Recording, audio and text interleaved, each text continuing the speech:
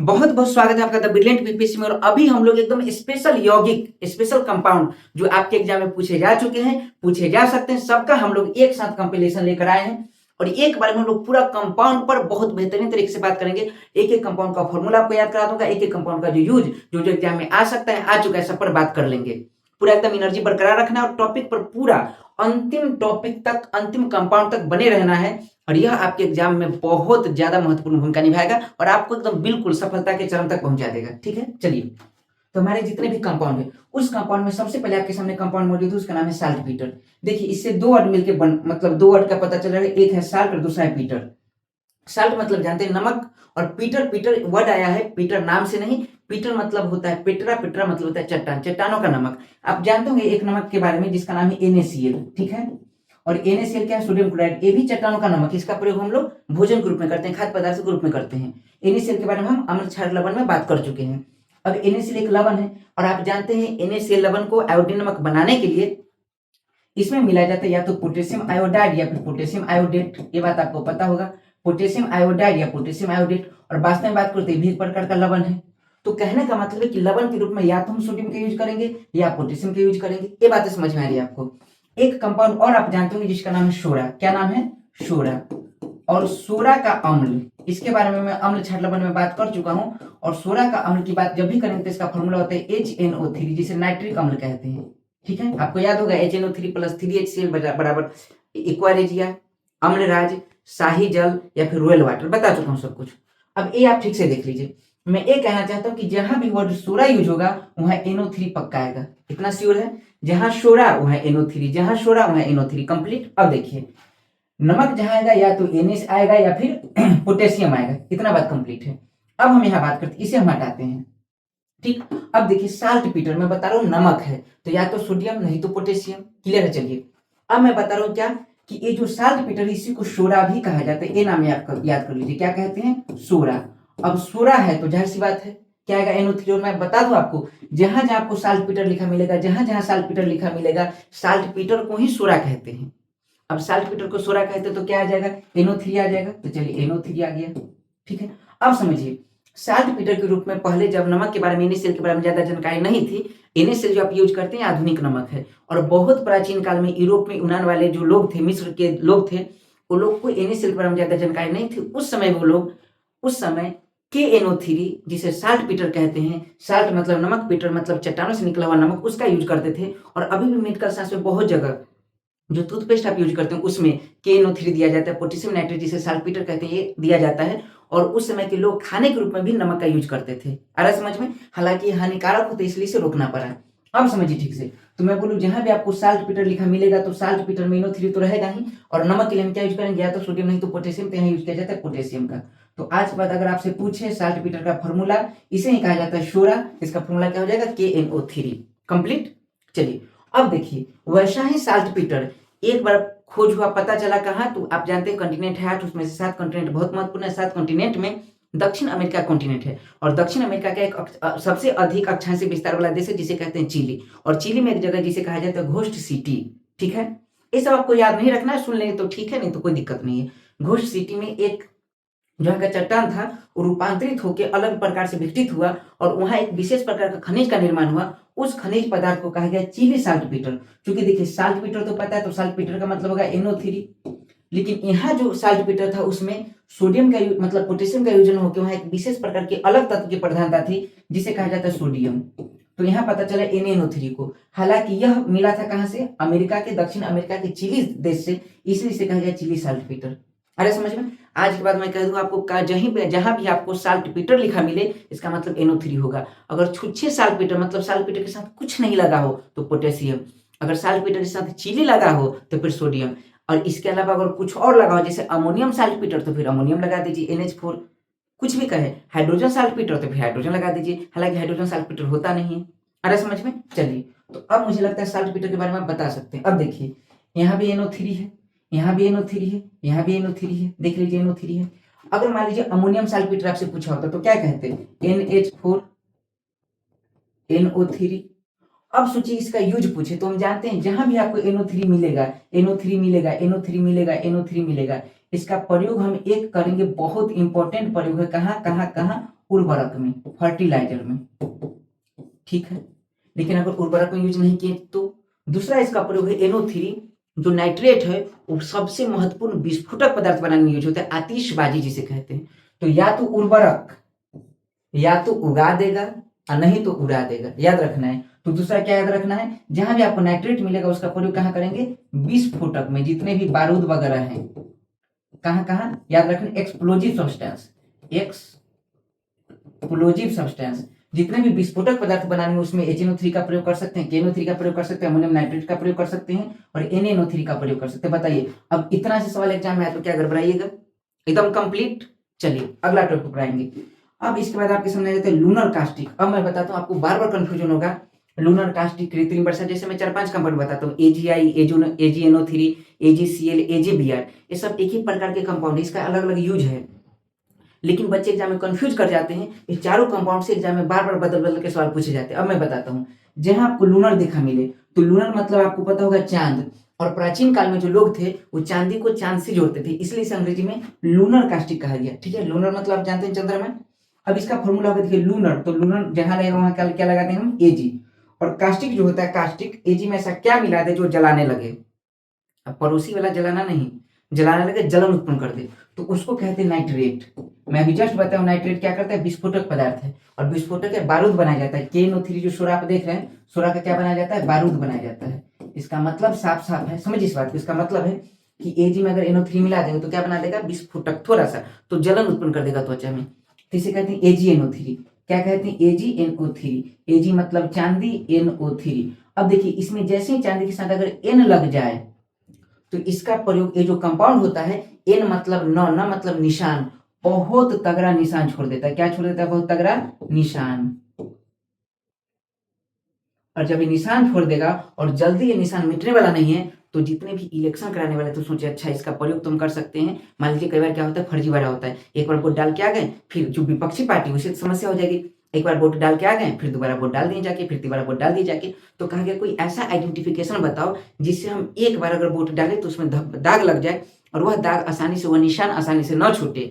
तो इसीलिए AgNO3 जो आप देख रहे हैं, ये ऐसा निशान छोड़ता है जो 72 घंटे के बाद ही छूटेगा। अरे समझ में, इसीलिए AgNO3 का प्रयोग कहाँ करते हैं, मतदान के समय निशान बनाने में। जो मतदान करते समय करने जाते हैं तो उसमें जो हाथ पर जो निशान लग जाता है वो वास्तव में क्या है, AgNO3, जिसे क्या कहते हैं, लूनर कास्टिक। लेकिन एग्जाम में लूनर कास्टिक ऑप्शन हो तो क्या कहेंगे, सिल्वर नाइट्रेट, सिल्वर नाइट्रेट या अर्जेंटम नाइट्रेट। तो याद रखने से क्या कहेंगे, सिल्वर नाइट्रेट, सिल्वर नाइट्रेट। मुझे बताइए एकदम याद हो रहा है पूरा अच्छे से, कोई समस्या नहीं। आगे कृत्रिम वर्षा कारक, जो कृत्रिम वर्षा कारक है, इतना आपको याद रखना है कि जो कृत्रिम वर्षा होता है चांदी का ही यौगिक है। तो एक तो आपको याद रखना है Ag। और वर्षा क्या, वर्षा जब भी होती है वर्षा, तो आप क्या कहते हैं, वर्षा आ गई, आ गई, आ गई, तो याद रखना है Gi, गई, तो AgI। जब भी कृत्रिम वर्षा की बात होगी तो फॉर्मूला क्या होगा, AgI, आई, याद रखना है ऐसे करके। कंफ्यूजन मतलब 4 कंपाउंड रहेगा, AgI, AgCl, AgBr, AgNO3, तो उसमें तो आप I से कनेक्ट कर लीजिएगा पूरा कंप्लीट। अब देखिए सिल्वर ब्रोमाइड, इसका अगर आप नाम याद रखिएगा तो वहां से निकल जाएगा, लेकिन नाम में कंफ्यूजन होगा। आप एक तो एग्जाम में प्रेशर रहता है बहुत ज्यादा, ठीक है, ऊपर से ऐसा नाम, जैसे इसका सिल्वर ब्रोमाइड का पूरा नाम देखिए तो इसका नाम है फोटोग्राफिक कंपाउंड, ठीक है। सिल्वर ब्रोमाइड का क्यों, क्योंकि सिल्वर ब्रोमाइड का यूज फोटोग्राफिक कंपाउंड में किया जाता है। अब आपको याद नहीं रहेगा, मान लीजिए PGC तो एग्जाम में लिखा नहीं रहेगा, लिखा रहेगा सिल्वर ब्रोमाइड, और आपको भी याद नहीं रहेगा इसे फोटोग्राफिक कंपाउंड कहते हैं। अभी याद कर लीजिए, पहले एग्जाम में भूल सकते हैं, बाद में भूल सकते हैं, तो क्यों ना एक और विकल्प दिया जाए। आपको याद रखना सिल्वर, सिल्वर का फॉर्मूला क्या हो गया, Ag। ब्रोमाइड, तो ब्रोमाइड को कहते हैं Br। परीक्षा में पूछ दिया जाए इसका यूज कहाँ है, तो Br से याद रखना, Br मतलब क्या लग रहा है, बारात, और बारात में क्या करते हैं आप लोग, फोटो खिंचवाते हैं। तो फोटो खिंचवाते हैं अगर हैं तो खींच मेरी फोटो, तो देखिए ब्रोमाइड क्या करेगा, फोटो यानी फोटोग्राफिक प्लेट में AgBr का यूज होगा। कहाँ यूज होगा, फोटोग्राफिक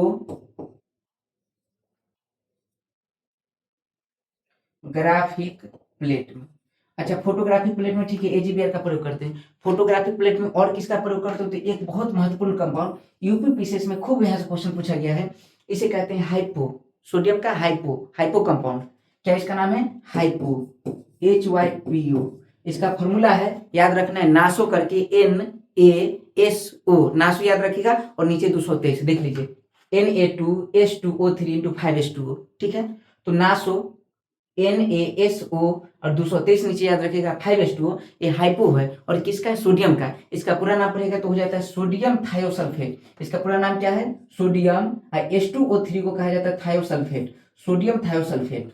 और 5 को कहते हैं पेंटा और जल को कहते हैं हाइड्रेट। ठीक है, जैसे कई बार आपके बॉडी में जल घटने लगता है तो हम कहते हैं डिहाइड्रेशन हो रहा है, और जल मान लीजिए आपके बॉडी में कोई जल चढ़ा दो तो हाइड्रेट हो रहे हैं, तो H2O को क्या कहा जाता है? हाइड्रेट, सोडियम थायोसल्फेट पेंटा हाइड्रेट।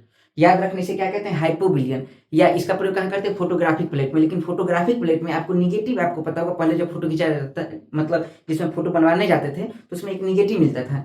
उस निगेटिव को साफ करने के लिए जिस कंपाउंड का प्रयोग करते हैं उसे कहा जाता है ऑक्जेलिक एसिड। तो ये भी याद रखना है, फोटोग्राफिक प्लेट में याद रखना है, फोटोग्राफिक प्लेट को साफ करने के लिए, क्या करने के लिए? साफ करने के लिए किस कंपाउंड का प्रयोग करते हैं? ऑक्जेलिक एसिड का। ऑक्जेलिक एसिड का फॉर्मूला मैं बता चुका हूं, मैं यहाँ लिख देता हूं, COOH और फिर पीछे भी C लिख दीजिए और फिर OH लगा दीजिए। ये ऑक्जेलिक एसिड का फॉर्मूला है। ठीक है, मतलब ऐसे समझिए ना, जैसे दीवार देखें, अमिताभ बच्चन वो साइड में घुमा के खड़ा है और उसमें शशि कपूर है, शायद शशि कपूर दूसरे साइड में घुमा के खड़े हैं, तो एक बार अमिताभ बच्चन इधर, या समझिए कि आपका है परछाई, आप एक बार इधर में घुमा के खड़े, एक बार इधर में घुमा के खड़े हैं, तो COOH या COOH, ये क्या हो गया? ऑक्जेलिक अम्ल का फॉर्मूला हो गया, COOH। देख लीजिए, अपना ही फोटो पीछे, अपना ही फोटो आगे, तो ये हो गया ऑक्जेलिक एसिड का फॉर्मूला। और ऑक्जेलिक एसिड की बात करें तो ऑक्जेलिक एसिड का प्रयोग कहाँ करते हैं? फोटोग्राफिक प्लेट में। अब चलिए, फोटोग्राफिक प्लेट से 3 कंपाउंड आपको याद रखना है। फोटोग्राफिक प्लेट में एक तो AgBr का प्रयोग करेंगे। AgBr, Br से बारात, बारात क्या करता है? फोटो खिंचवाता है, तो फोटो खिंचवाते समय फोटोग्राफिक प्लेट में याद रखना है AgBr, याद हो गया। दूसरा हाइपो, तो नाश हो, बाराती में नाच नाच के नाच देना है। अब अक्सर बाराती को देखिएगा ठीक से तो शादी नाच देते हैं लड़ाई झगड़ा करके, तो याद रखना है नाचो, और नीचे 223 बार नाचेंगे, तो NaSO 223 5H2O। उसके बाद याद रखना ऑक्जेलिक अम्ल, बाराती में कई बार आदमी खाना खा खा के उल्टी कर दिया, ऊँक दिया, गाँव में से कहते हैं ऊँकना, तो ऊँक दिया है, तो क्या हो गया? Proper oxalic acid. यानी फोटोग्राफिक प्लेट में 3 प्रकार का कंपाउंड, AgBr एक हो गया, दूसरा याद रखना ऑक्जेलिक एसिड, और तीसरा सोडियम थायोसल्फेट। ठीक है, चलिए हो गया कंप्लीट। अब हॉर्न सिल्वर, हॉट सिल्वर को कहा जाता है याद रखें फोटोक्रोमिक ग्लास। जो आप देखते हैं ना, दबंग मूवी देखो तो सलमान भाई चश्मा लगा में एक, तो चश्मा को देखिएगा ठीक से तो कलर चेंज कर रहा है, वैसा कांच जो धूप में आकर अपना कलर चेंज करे उसे कहा जाता है फोटोक्रोमिक ग्लास। वैसा ग्लास जिसका जो प्रकाश पड़ने पर उसका क्रोम देखते हैं, क्रोम का जो साइन अगर देखिएगा ठीक से सिंबल, वो सिंबल कलरफुल होता है, मतलब कलर चेंज हो जाए इसका, उसको हॉर्न सिल्वर कहते हैं। और हॉर्न सिल्वर से इसलिए कहा गया कि इसका जो शेप देखा गया वो गाय के सिंग जैसा है, इसलिए इसे हॉर्न सिल्वर कहते हैं। इसका फॉर्मूला आपको याद रखना है, फॉर्मूला बहुत आसान है, AgCl। ठीक है, आजकल आजकल देखते हैं सब चश्मा लगा के एकदम हीरो बनना चाहते हैं आजकल, तो याद रखना है आजकल में याद रखना है किसका प्रयोग होगा? चश्मा का। सी से देखिए आजकल AgCl आया, और सी से याद रखना है चश्मा। ठीक है, तो फोटोक्रोमिक ग्लास अगर चश्मा की बात करें, या फिर फोटोक्रोमिक ग्लास, फोटोक्रोमिक ग्लास में किसका प्रयोग करते हैं? तो AgCl का। अब आपको क्या करना है? एक साथ, जैसे मान लीजिए मैं यहाँ किया, मैं यहाँ लिख दिया आराम से, एक तो है AgCl, एक है AgBr, और एक है AgI, और एक है AgNO3। ठीक है, एग्जाम पूछ दिया AgCl को क्या कहते हैं, मैं अभी जस्ट बताऊं, हॉर्न सिल्वर, हॉर्न सिल्वर। उसके बाद फिर से देखिए AgBr को क्या कहते हैं? तो AgBr सिल्वर ब्रोमाइड। AgI को क्या कहते हैं? कृत्रिम वर्षा कारक। और AgNO3 को क्या कहते हैं? Lunar caustic. इस दो ही का इसका नाम है, लूनर। अब आपके एग्जाम में आ गया कि बताइए कौन क्या करता है? कुछ नहीं करना है, आपके सामने सिल्वर के 4 कंपाउंड बहुत इंपॉर्टेंट है और आपके एग्जाम में बार बार पूछे जाते हैं। देखिए, जैसे Cl रहे तो C से याद रखना है, C से चश्मा, तो याद रखना है चश्मा की जहां बात है फोटोक्रोमिक ग्लास, उसमें किसका प्रयोग करेंगे? हम AgCl का प्रयोग करेंगे। इसके बाद एग्जाम में अगर आ जाए, ठीक है, AgBr, तो Br से याद रखना है बारात, और बारात में क्या करते हैं? आप फोटो खिंचवाते हैं, तो फोटोग्राफिक प्लेट में किसका प्रयोग होगा? AgBr का प्रयोग होगा। एग्जाम में बार बार आता है फोटोग्राफिक प्लेट में, और किसका प्रयोग होता है? तो एक AgBr हो गया, Br से बारात याद रखना। इसके अलावा देखते हैं कई बार की मतलब नाच एकदम नाच के क्या कर देना है? नाच देना है, तो नासो 223 अगर याद रखिएगा 5H2, इसे कहते हैं सोडियम थायोसल्फेट। ठीक है, सोडियम थायोसल्फेट, इसे हाइपोबिलियन कहते हैं। बाराती में अगर खाना ठीक से नहीं मिला तो सब हाउप कर लेता है, तो हाइपोबिलियन भी कहा जाता है। हाउप मतलब मुंह फुलाना, और उसके बाद पीजीपी मतलब फोटोग्राफिक प्लेट, इसमें प्रयोग एक और कंपाउंड का कर सकते हैं जिसे कहते हैं ऑक्जेलिक एसिड। तो ऑक्जेलिक एसिड का प्रयोग क्यों करते हैं? ऑक्जेलिक एसिड का प्रयोग करते हैं फोटोग्राफिक प्लेट को साफ करने में। कंप्लीट है, ये बता चुका हूँ। इसके अलावा एजीआई का प्रयोग करते हैं। तो एजीआई की बात करें तो आई मतलब आई वर्षा आई, तो कृत्रिम वर्षा, अगर मान लीजिए कहीं आर्टिफिशियल रेन करवाना हो, वहां किसका प्रयोग करेंगे? एजीआई का। AgNO3, तो एन से याद रखना निशान बनाने में, क्या करने में? निशान बनाने में किसका प्रयोग करते हैं? AgNO3 का। इतना अगर आप याद कर लेते हैं, आप यकीन कीजिए कि एग्जाम में सवाल इसी में से आएगा, सिल्वर के कंपाउंड में। कंप्लीट है पूरा, इतना कंप्लीट। अब हम आगे देखते हैं। देखिए अब आगे अलग अलग प्रकार का कंपाउंड रह गया। अच्छा, जिप्सम और पीओपी। अच्छा, जिप्सम का हम इससे पहले बात कर चुके हैं, कुछ पॉइंट रह गया तो उसे हम लोग यहाँ देखेंगे। और यहाँ थोड़ा सा एक कंपाउंड, एक पीएच का रूल और हम देखेंगे, पीएच से संबंधित क्वेश्चन। अब गौर करते हैं जल्दी से। जिप्सम का सूत्र याद रखना है, कैल्शियम का सल्फेट है, तो जिप्सम का सूत्र है CaSO4 × 2H2O। इसे कैसे याद रखें? तो देखिए Z2 जैसा लिखने में लग रहा है, तो इसलिए जल के साथ 2 लगा दीजिएगा, CaSO4 × 2H2O, ये जिप्सम हो गया।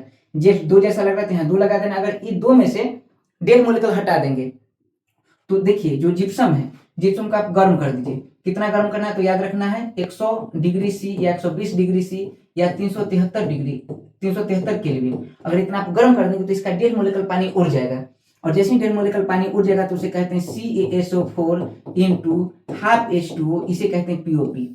अब पीओपी का पूरा नाम है प्लास्टर ऑफ पेरिस। अब सोचिए प्लास्टर ऑफ पेरिस का यूज कहाँ होगा? तो जब आपका हड्डी टूट जाता है तो हड्डी को, ऐसा नहीं है कि प्लास्टर करने के बाद हड्डी जुड़ जाता है, वास्तव में हड्डी जुड़ने के लिए हम कैल्शियम के अलग से गोली खाते हैं, ठीक है, हड्डी वर्धक जो भी मेडिसिन हो सकता है वो खाते हैं। लेकिन हम प्लास्टर इसलिए करते हैं कि सोचिए हड्डी टूटी हुई है, अब मान लीजिए हड्डी का बढ़ने के लिए दवा खा रहे हैं, तो हड्डी बढ़ के इधर इधर आड़ी तिरछे ना हो जाए, इसलिए हम पीओपी का यूज करते हैं। तो पीओपी सिर्फ हड्डी को सीधा रखने का काम करता है। आ रहा समझ में? इसे क्या कहते हैं? Plaster of Paris. इसे क्या कहते हैं? जिप्सम। अब सोचिए प्लास्टर ऑफ पेरिस के कई यूज हैं। तो पहले याद रखना है शल्य चिकित्सा में, शल्य चिकित्सा में इसका मतलब क्या है? प्लास्टर करने में, इसका ही मतलब क्या? प्लास्टर करने में, इसका मतलब हड्डी को सीधा रखने में। इसके अलावा तो पीओपी का हम मतलब यूज करते हैं घर में, दीवार में छिद्र वगैरह हो गया तो वहां दीवार के छिद्र को बंद करने में। तो मान लीजिए दीवार का छिद्र है, दीवार का छिद्र है, उसे बंद करने में। कोई मूर्ति बनाना है, ठीक है, खिलौना बनाना है, तो इन टाइप का चीज जो भी बनाना है, इसका प्रयोग हम कहाँ करते हैं? पीओपी का प्रयोग करते हैं। अग्निरोधक, कोई अगर मतलब अग्निरोधक अगर वस्त्र बनाना है, ठीक है, मेलामाइन टाइप का चीज, जैसे आप जानते हैं कई प्रकार के ऐसे वस्त्र जिसे पहन के हम आग में कूद सकते हैं।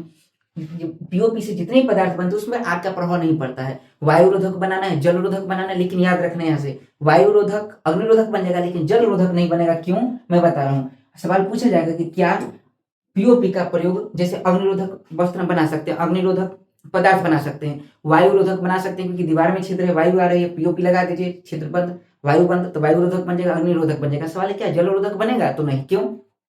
देखिए पीओपी का जो सूत्र है इसको समझने का प्रयास कीजिए। हम लोग बहुत कम समय में ज्यादा कुछ सीखने का प्रयास कर रहे हैं, एनर्जी एकदम मेंटेन रखना है। पीओपी का फॉर्मूला क्या है? CaSO4 × ½ H2O, ठीक है। और ½ H2O जो है, अगर सोचिए जलरोधक, मान लीजिए कि इसमें हम जल मिला देंगे, जल से जैसे जैसे पीओपी लगा दिए तो क्या जल को रोक पाएगा? नहीं, क्योंकि जैसे इसमें हम जल मिलाएंगे तो देखिए अगर मान लीजिए जल मिलाएंगे तो आधा पानी पहले से है, ठीक है, ½ H2O, इसमें थोड़ा सा और पानी मिले तो हो जाएगा 1 H2O, फिर थोड़ा सा पानी 1.5 H2O, फिर थोड़ा सा पानी 2 H2O। जैसे ही 2 H2O हो जाएगा क्या बन जाएगा? जिप्सम बन जाएगा।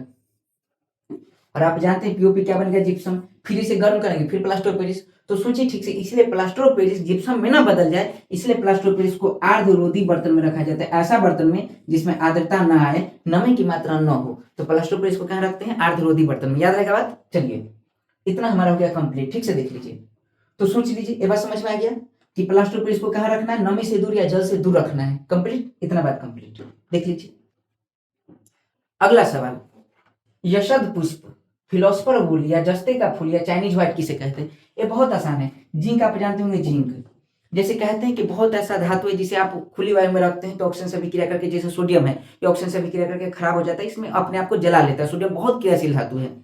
लेकिन अगर आप जिंक को रखेंगे तो जिंक ऑक्सीजन से अभिक्रिया करके, जिंक में जब आप आग लगाइएगा तो ऐसा धुआं क्रिएट करते हैं, ऐसा अपना अपना स्ट्रक्चर बना लेता है जैसे लगता है कि फूल है, पूरा एकदम फूल है। तो जस्ता के कारण फूल बना है, इसलिए उसे जस्ता का फूल कहते हैं। ठीक है, और जस्ता को यशद कहा जाता है। जिंक को क्या कहते हैं? यशद कहते हैं। जस्ता जिंक इसी का नाम है, याद रखना है, जिंक इसी को कहते हैं और इसी को यशद कहते हैं, इसलिए इसे यशद फूल का, यशद का पुष्प कहते हैं।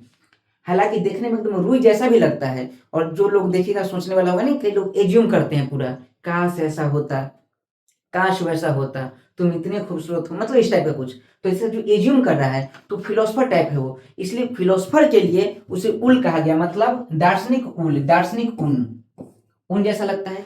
और चाइनीज व्हाइट, इसका कलर इतना उजला रहता है, और लेकिन उजला कलर है नहीं, है ना, कहते हैं कि चाइना का जो भी मटेरियल है वो तुरंत खराब हो जाता है, लंबा समय तक नहीं टिकता है। आप सुने होंगे प्यार चाइना का माल है, गाना था एक। तो समझिए जो चाइना जितने भी सामान हो ज्यादा लंबा टाइम तक नहीं चलता, तो लंबा टाइम तक व्हाइट नहीं चलता, इसलिए इसे चाइनीज व्हाइट कहते हैं। इस सबका फॉर्मूला एक ही है, जिंक ऑक्साइड। सबका फॉर्मूला क्या है, जिंक ऑक्साइड। याद हो गया। एक बार दो बार क्लास देखिएगा, पूरा जो पीडीएफ है पीडीएफ आपको मिल जाएगा, इसका प्रिंट आउट निकलवा लीजिएगा, अपने सामने रखिएगा, एक दो बार क्लास देखिएगा, याद हो जाएगा, एक दो बार प्रैक्टिस कीजिएगा, फिर गर्दा उड़ा दीजिएगा, ठीक है। चलिए इतना कंप्लीट। अगला नेक्स्ट देखिए, अब आगे जो आपको देख कर लग रहा है, इथाइल मरकैप्टन क्या है। इथाइल जब भी आएगा तो इथ मतलब होता है कार्बन दो, ठीक है। और कार्बन दो जब भी रहेगा तो इसके साथ कुछ रहे तो हमेशा हाइड्रोजन दुगना से एक ज्यादा होगा, तो दो दूनी के चार कितना, पांच। और मरकैप्टन का मतलब होता है एसएच, इसको इथाइल मरकैप्टन कहते हैं। पता है कहाँ मिलाया जाता है, जो आप एलपीजी देखते हैं, लिक्विफाइड पेट्रोलियम गैस, एलपीजी। अब एलपीजी आपको पता है ब्यूटेन प्रोपेन से मिलकर बना होता है, ये आपको नहीं याद होगा। एलपीजी जैसे उठाते होंगे तो आपका बीपी बढ़ जाता होगा, एलपीजी सिलेंडर जब उठाते होंगे तो आपका बीपी बढ़ जाता होगा। बी से याद रखना है ब्यूटेन, पी से प्रोपेन। अब इसमें स्मेल नहीं होता है, ब्यूटेन स्मेललेस है, ओडोरलेस है, और प्रोपेन भी स्मेललेस है। अब इसमें स्मेल है ही नहीं। अब सोचिए कहीं विस्फोट हो गया तो क्या होगा, इसीलिए याद रखना है जो एलपीजी उसमें C2H5SH मिथाइल मरकैप्टन मिलाया गया, कि कभी जब इसका लीकेज हो तो लीकेज पता कर सके। तो जब स्मेल करते हैं वो वास्तव में एलपीजी नहीं है, C2H5SH methyl mercaptan, ethyl mercaptan, याद रहेगा कंप्लीट। अगला देखिए, येलो केक। बॉर्डर पर आप जानते हैं यूरेनियम, यूरेनियम बहुत खतरनाक है, ठीक है। और यूरेनियम का जो ऑक्साइड है, क्या है, ऑक्साइड, इसका फॉर्मूला देखिएगा तो होता है यू और ओ, अभिक्रिया करेगा तो U3O8, इसको कहते हैं येलो केक। बॉर्डर पर इसे तस्करी करने के लिए जो तस्कर सब होते हैं, वो इस देश से सामान उस देश से सामान इस देश, बॉर्डर पर जो तस्करी करते हैं, तो बॉर्डर पर तस्करी करने के लिए जो यूरेनियम के जिस कंपाउंड का प्रयोग किया जाता है उसे कहते हैं येलो केक। क्या कहते हैं, येलो केक, ठीक है, पीला केक। अरे समझ में, ये वास्तव में क्या है, U3O8 यूरेनियम ऑक्साइड। सुक्रोज का फॉर्मूला आप जानते हैं, चीनी को ही सुक्रोज कहते हैं, लेकिन एग्जाम में चीनी पूछे तो इसका सूत्र क्या होगा, C12H22O11। ठीक से देखिए। और यही फॉर्मूला लैक्टोज का भी होगा, जो दूध में कार्बोहाइड्रेट पाया जाता है। तो लैक्टोज का फॉर्मूला पूछे तो क्या होगा, C12H22O11। अरे समझ में। अब देखिए मल्टोज पूछे तो ही होगा C12H22O11। अब यूरिया का सूत्र, यूरिया का सूत्र परीक्षा में पूछा जाएगा, और पूरे दुनिया में जो पहला प्रयोगशाला में बनने वाला कार्बनिक यौगिक है वो यूरिया है। तो यूरिया का सूत्र क्या होगा, यूरिया का सूत्र बड़ा आसान है याद करना है। कैसे याद रखेंगे, तो देखिए आप देख लीजिए NH2 और NH2 दोनों साइड लिखिए, और बीच में CO को घुसा दीजिए, CO, ये होगा यूरिया।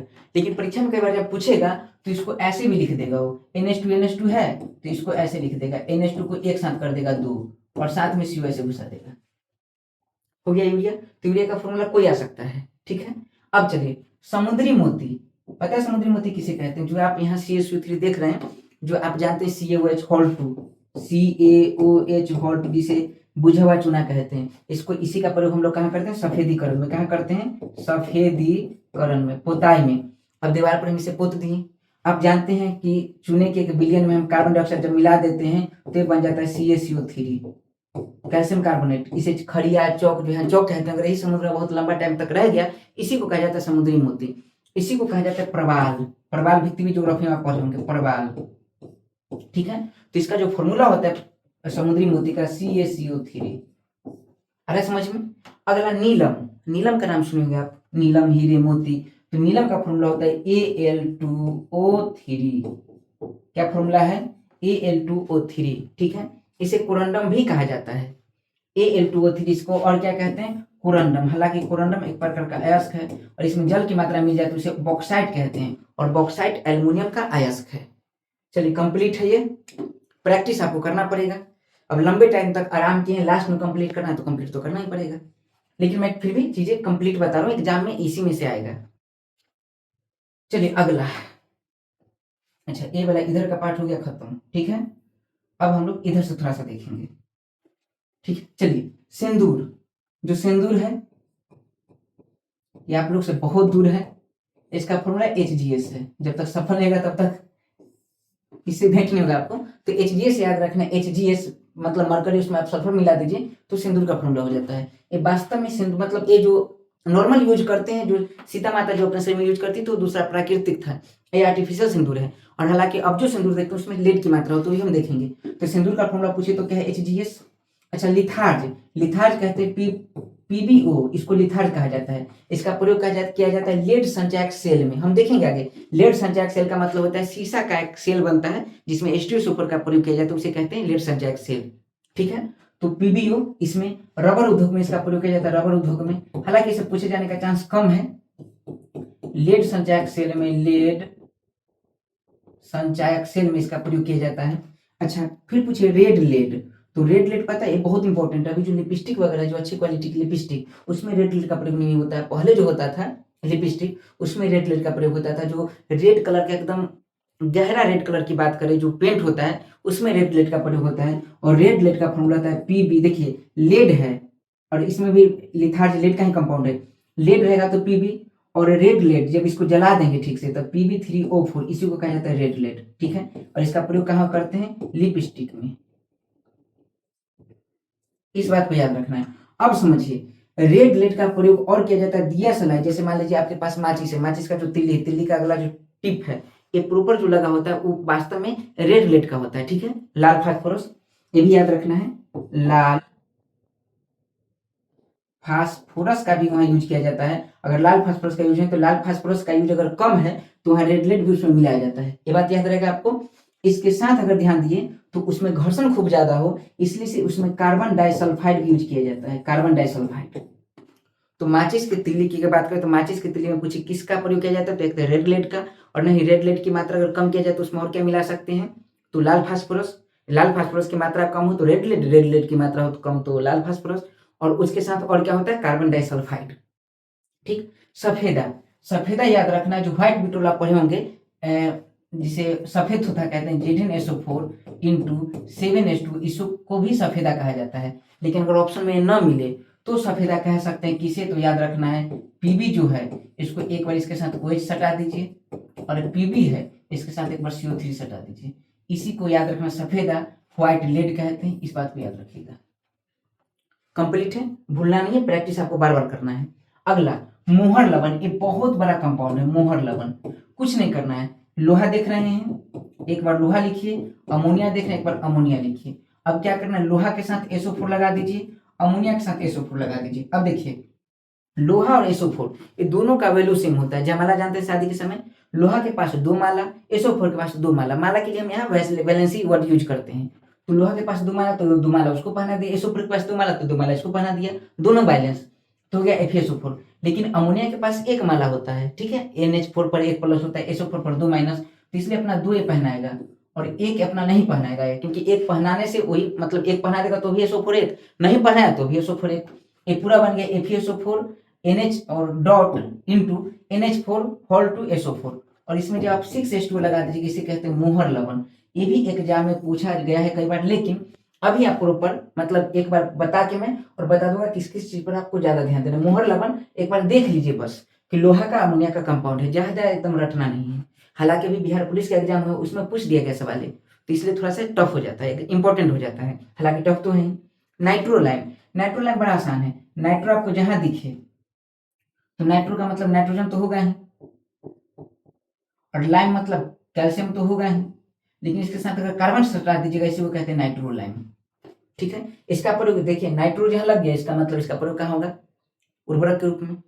चलिए, और खास कर उर्वरक के रूप में जैसे ही प्रयोग इसका करते हैं, जैसे आप इसको खेत में छीट देते हैं, खेत में छीटने के बाद जैसे पानी के संपर्क में आएगा नाइट्रेट बना देगा। नाइट्रेट बहुत तगड़ा उर्वरक है। अब अगला देख लीजिए एक बार गौर से, ठीक से इसे कंप्लीट है। चलिए, अब अगला टर्म ये सब बता चुका है, उधर जाना होगा, हीलियम मोती। चलिए यहाँ देखिए, अब है परम्यूटेट जियोलाइट। जैसे आप जानते हो कि जल के पास कठोर जल मतलब जल दो प्रकार के होते हैं, कठोर जल, मृदु जल। तो जल के कठोरता दूर करना हो तो हम लोग एसिड बेस सॉल्ट में कंपाउंड पढ़े जिसका नाम है Na 2CO3 इंटू 10H2, जिसे धोने का सोडा कहते हैं। अगर मान लीजिए इसको हम ऐसे खुली हवा में छोड़ देंगे तो इसका जो जल है उड़ जाता है, और जल उड़ने की प्रक्रिया को कहा जाता है उत्फुलन। याद रखना, क्या कहते हैं इसे? उत्फुलन। उत्फुलन, ठीक है। और ये जो बच गया Na2CO3, इसको कहते हैं सोडा एस, सोडियम का राख। याद रहेगा, पूरा को कहते हैं वाशिंग सोडा, धोने का सोडा। अब समझिए, ये भी जल की कठोरता को दूर करता है। अब जल की कठोरता को और आराम से दूर करना है तो हम जियोलाइट का भी प्रयोग कर सकते हैं जल की कठोरता को दूर करने में। और जल की अगर अस्थायी कठोरता, उसको दूर किया जाता है जल को उबाल कर। अब जल की कठोरता को दूर करना है जियोलाइट से, इस विधि को कहते हैं परम्यूटेड विधि, इसलिए इस कंपाउंड को परम्यूटेड कंपाउंड भी कहा जाता है, ठीक है। अब ध्यान दीजिए इसका फॉर्मूला क्या होता है। तो देखिए, सोचिए, जो एकदम फुर्ती वाला आदमी होगा वो जल को उबाल कर उसकी कठोरता दूर करेगा।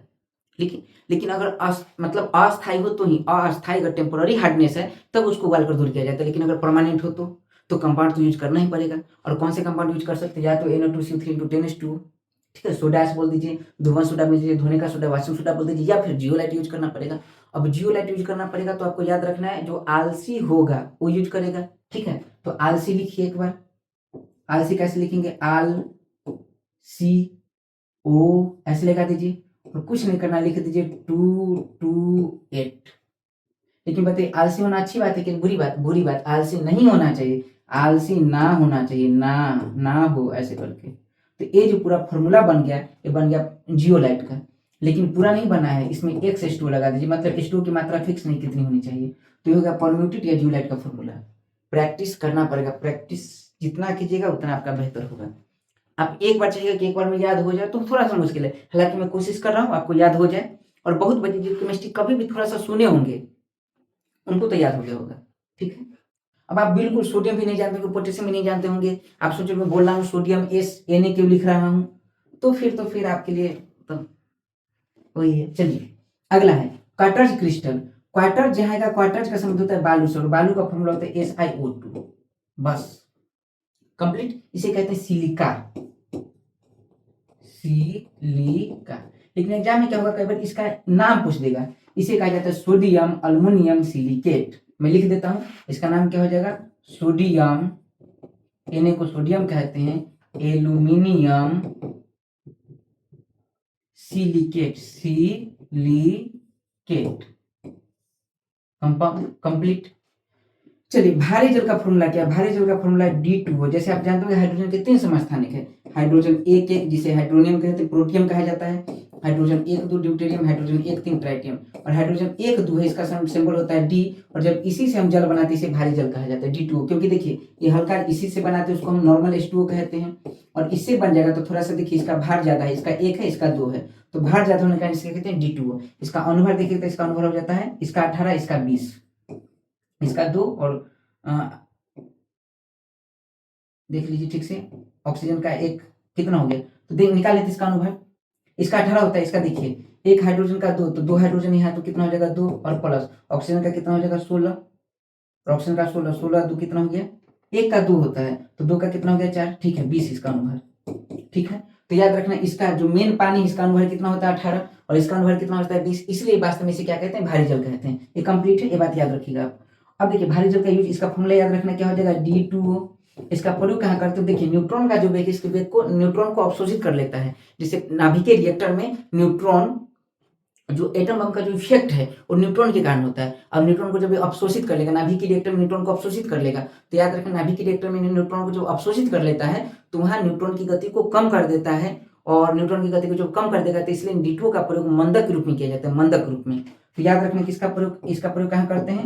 मंदक के रूप में। और चूंकि जल है तो ठंडा कर देगा, इसलिए शीतलक रूप में। तो क्वेश्चन पूछा जाएगा कि नाभिक के रिएक्टर में मंदक या शीतलक रूप में किसका यूज करते हैं? तो याद रखना है D2O को, कंप्लीट है। कई बार इसके जगह पर ग्रेफाइट का भी यूज किया जाता है, ये बात भी है, ग्रेफाइट में भी न्यूट्रॉन अवशोषण की क्षमता ज्यादा होती है। अब देखिए लेड संचायक हम बता चुका हूँ, लेड संचायक जिसमें किसका प्रयोग करते हैं? H2SO4 का। लेड संचायक या फिर सीसा संचायक में H2SO4, जिसे अम्लों का राजा, रसायनों का राजा कहते हैं, गंधकाम्ल कहते हैं, और क्या बोलते हैं उसको? थोथा का तेल, काशीस का तेल भी कहा जाता है, बैटरी अम्ल भी कहते हैं। कैलामाइन, कैलामाइन कहते हैं जिंक कार्बोनेट को। Zn CO3 को कहा जाता है कैलामाइन। हालांकि अयस्क है ये, लेकिन फॉर्मूला के तौर पर कई बार एग्जाम में पूछा चुका है, इसलिए मैंने इसे कंपाइल किया है। गैलेना, गैलेना कहा जाता है लेड में अगर सल्फर मिला दीजिए उसको कहते हैं गैलेना, ठीक है। चलिए पीबीएस को गैलेना कहा जाता है। और एचजीएस अगर पूछे तो एचजीएस को सीने बार कहते हैं, ये भी आप लिख लीजिएगा एक बार, सीने बार, सीने बार याद रखना किसका है, एचजीएस, ये भी पूछा जा चुका है कई बार एग्जाम में। चलिए ये तो हो गया कंप्लीट। अब ये मुझे लगता है कि लास्ट टर्म है। अच्छा चलिए ये लास्ट कंपाउंड होगा हमारा मिल्क ऑफ मैग्नीशिया। तो देखिए मैग्नीशियम ये मैं बता चुका हूँ एसिड बेस सॉल्ट में, और इसको जब हाइड्रोक्साइड मिला देते इसे मिल्क ऑफ मैग्नीशिया कहते हैं, क्योंकि इनो का फॉर्मूला मैं बताया था, और इसे आप जल में डालेगा तो दूध जैसा हो जाता है, इसलिए मिल्क ऑफ मैग्नीशिया कहते हैं। इसका पीएच वैल्यू पूछ लीजिएगा, इसका पीएच वैल्यू होता है 10, ठीक है। अच्छा पीएच से एक सवाल कराना था, एक आसान ट्रिक मैं बताता हूँ। जैसे मान लीजिए कभी आपके एग्जाम पूछ दिया जाएगा कि किसी चीज का पीएच वैल्यू 3 है, ठीक है, और उसका पीएच वैल्यू बढ़ के हो गया 6, ठीक है, तो सोचिए ठीक से, अगर पीएच वैल्यू 6 हो गया तो आप जानते हैं जिसका पीएच वैल्यू कम होगा ज्यादा पावरफुल होगा, जिसका पीएच वैल्यू ज्यादा होगा वो कम पावरफुल होगा अम्ल के रूप में। तो बताइए कितनी गुनी शक्ति इसकी कम गई। तो कुछ नहीं करना, कितना अंक बढ़ा है, तो अंक बढ़ा है 3, तो याद रखना 1 पर 3 सुना बढ़ा दीजिएगा, जितना अंक बढ़ेगा उतना सुना बढ़ा दीजिएगा, इतनी गुनी शक्ति इसकी कम गई है। अगर कोई पूछे कि किसी पदार्थ उसका पीएच वैल्यू पहले से 6 है लेकिन अब उसका पीएच वैल्यू 3 हो गया, तो बताइए कितनी गुनी शक्ति बढ़ गई। अब तो बढ़ जाएगी शक्ति, तो कुछ नहीं करना, कितना अंक, तो 3 पे 1 पर 3 सुना बढ़ा दीजिएगा। अगर मान लीजिए 2 होता है तो 1 पर देखिए 4 का अंतर है तो 4 सुना बढ़ा दीजिए, बस यही बात याद रखना है।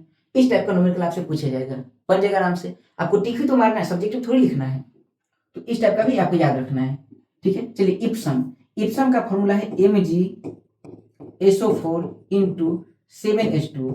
इप्सम जो गर्म झरने वगैरह होते हैं उसमें कभी आप नहाने गए होंगे तो उसमें, या फिर आप राजगीर में जाएंगे तो ब्रह्म कुंड है, झारखंड में सूर्य कुंड है, तो इसमें जो गर्म पानी है प्रॉपर उसमें इप्सम पाया जाता है, इप्सम के कारण ही गर्म पानी होते हैं वो, ठीक है। एंटीसेप्टिक एक प्रकार का होता है इप्सम, तो MgSO4 इंटू 7H2, ठीक है।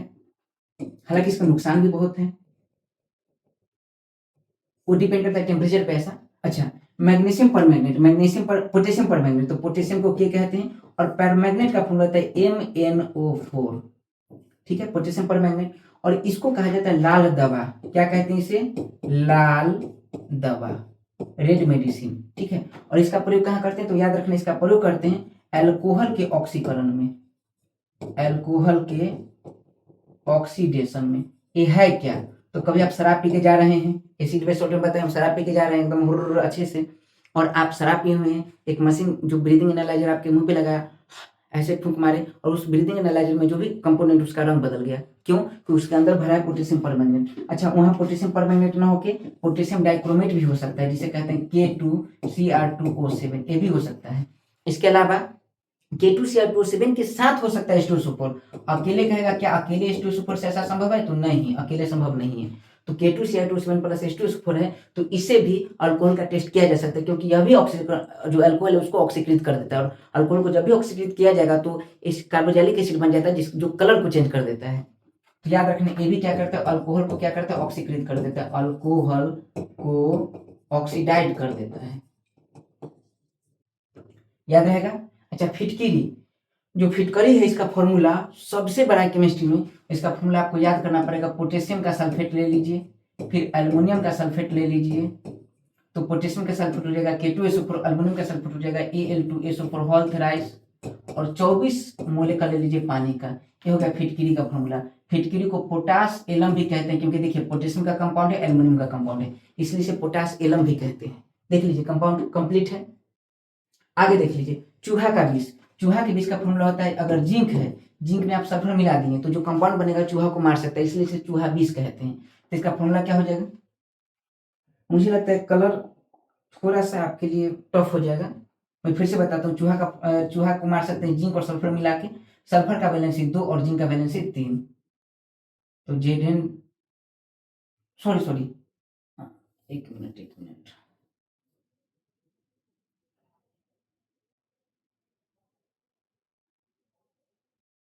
जिंक के साथ सल्फर ने जिंक के साथ फॉस्फोरस, जिंक और फास्फोरस, तो पी का वैलेंसी 3 और जिंक का 2, याद रखना है। तो Zn3P2 जिसे कहा जाता है जिंक फॉस्फाइड, मैं लिखता हूं ठीक से, जिंक फॉस्फाइड। और जो जिंक फॉस्फाइड देख रहे हैं इसे ही चूहा विष कहते हैं, ये भी आप क्वेश्चन देखो तो क्वेश्चन पूछा जा चुका है कई बार। अच्छा सर्व विषरोधी विषरोधक। मान लीजिए किसी को सांप काट लिया, तो सांप के विष को समाप्त करने के लिए जो कंपाउंड यूज करते हैं वो सोना का क्लोराइड यूज करते हैं, AuCl3, जिसे कहते हैं ऑरिक क्लोराइड। ऑरिक क्लोराइड, ठीक है, याद रहेगा ऑरिक क्लोराइड। अच्छा, स्वर्ण लेपन। स्वर्ण लेपन जो आप जैसे मान लीजिए लोहा पर, उस पर अगर सोना का आप लेप चढ़ाना चाहते हैं तो उसमें जो लेप चढ़ता है वो चढ़ता है पोटेशियम AuCN2 का, ऐसे इसे कहते हैं पोटेशियम ऑरिकोसाइनाइड। लिख लीजिएगा मेरे साथ, पोटेशियम ऑरिकोसाइनाइड। ये भी एग्जाम में पूछा जा चुका है। मैं ऐसा कोई फॉर्मूला नहीं लिया हूँ जो एग्जाम में नहीं पूछा गया है, ठीक है। और जो एग्जाम में पूछा जा सकता है, जो बार बार रिपीट है, उसको कंपाइल किया हूँ ठीक से। तो ऐसा नहीं कि कुछ से कुछ बता रहा हूँ, ऐसा कुछ नहीं है। क्योंकि इसके अलावा बात कीजिए तो मैं कम से कम आपको अभी 200 कंपाउंड बता सकता हूँ। मतलब एबिलिटी नहीं बता रहा हूँ, बता सकता हूँ, सिलेबस का पार्ट है, लेकिन एग्जाम में नहीं पूछा गया तो उस टॉपिक को मैं अवॉइड कर रहा हूँ। इसके बाद मूर्खों का सोना किसे कहा जाता है? तो मूर्खों का सोना कहा जाता है आयरन पाइराइट को, जिसे कहते हैं FeS2, ठीक है। इसे एक काम कीजिए, यहाँ आप लिख लीजिए, बहुत इंपॉर्टेंट है। मूर्खों का सोना,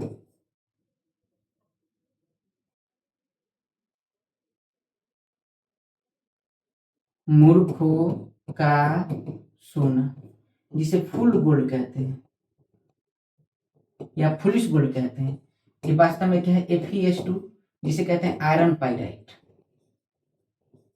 आयरन पाइराइट वास्तव में क्या है? जब लोहा के साथ सल्फर मिल जाता है, हालांकि कॉपर पाइराइट भी होता है CuFeS2, लेकिन यह मूर्खों का सोना नहीं है, याद रखना है। इसे कहते हैं कॉपर पाइराइट। Fe2 रहेगा जहां, उसको सल्फर के यौगिक को ही पाइराइट कहते हैं, ठीक है। पाइराइट से, जैसे आप जानते होंगे, जो बिहार का रोहतास है, कैमूर है, उसमें कैमूर की पठार है, कैमूर की पहाड़ी, रोहतास की पहाड़ी, आमझोर पहाड़ी कहते हैं उसे। और आमझोर में पाइराइट मिलता है। पाइराइट में बहुत ज्यादा गंधक, गंधक सल्फर की तो कहते हैं, इसी को तो कहा जाता है गंधक। 40% गंधक उसे निकाला जाता है, ठीक है। अब समझिए, तो आयरन पाइराइट इस सोना जैसा लगता है, इसलिए इसे कई बार जो पहले प्राचीन काल में जो राजा वगैरह होते थे, उनको कई बार इसका भंडार दिख जाता, तो उनके जो भी मतलब सुविचारक है, मंत्री, उन्हें भंडार दिख जाता, तो उन्हें लगता था सोना का भंडार मिल गया, लेकिन वास्तव में वो सोना जैसा था, वास्तव में था आयरन पाइराइट। इसलिए इसे मूर्खों का सोना कहते हैं। अगर किसी को ठगना है तो ये वाला दे दीजिए, बोले सोना है, सोना ले लो, ले लो, ठीक है, तो ठगा जाएगा। इसलिए इसे मूर्खों का सोना फुलिश गोल्ड कहते हैं। लेकिन क्या कॉपर पाइराइट को भी मूर्खों का सोना कहते हैं? तो याद रखना, नहीं नहीं नहीं नहीं नहीं। कंप्लीट, इतना कंपाउंड हमारा हो गया कंप्लीट। अब ये PDF आप ले लीजिएगा, आप प्रैक्टिस कर लीजिएगा, याद कर लीजिएगा, तो कंपाउंड से आने वाला सवाल आपका एकदम सही हो जाएगा, ठीक है। मिलते हैं अगले क्लास में एक नई ऊर्जा के साथ, एक नई उमंग के साथ। तब तक के लिए जय हिंद, जय भारत।